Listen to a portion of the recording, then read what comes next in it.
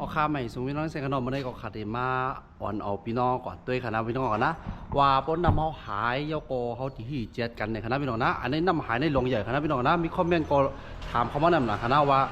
ป้นนำหายโยโกคาตุ้ยกันเลยมันนำหันในเขาอ่ะนะโยโก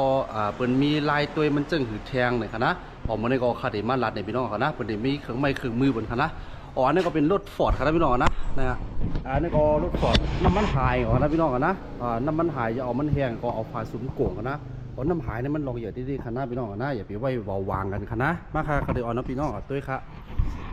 ต้องบนก็ยกกับปางครับพี่น้องนะกับปางสีคณะออกกับปางสีเอายกออกเดี๋ยวมาเชิมให้หลังคณะในค่ะมันจะมีเครื่องไม่เครื่องมือไปให้ไหนคณะพี่น้องคณะนะครับนั่นเดี๋ยวเป็นชุดจังไหนครับนี่มันจะเป็นชุดจังไหนคะนะอันนี้ติมาแจกกันครับว่าน้ำมันหายตึกเกี่ยวกับหากลมหันคะนะนะครับวันนี้มีฝามาไหนคะนะเป็นมีเครื่องไม้เครื่องมือบนไม้ก็จะมีฝามาไหนคะนะยกเขาจะเลยเอาฝานั้นมาใส่แห่ยก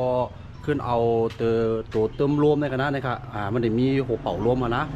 สร้างเขากันค่ะแล้วพี่น้องเนาะเอาลมอีเข้ากว่านะค่ะเนี่ยเอาลมอีเข้ากว่าก็เขาได้เช็คด้วยว่าพอลมอีเข้ากว่ามันได้หันค่ะนะว่ามันออกกันไหนมันได้ซิดออกกันเลยเนี่ยหันเขานะยกมันได้มีตา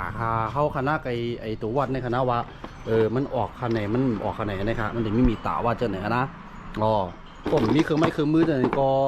กลุ่มตัวเอาหาเนาะเพราะว่าหันเพราะว่าในจึงได้การไล่ซื้อเครื่องไม้เครื่องมือไหนก็เจ็ดตัวกันคณะพี่น้องนะ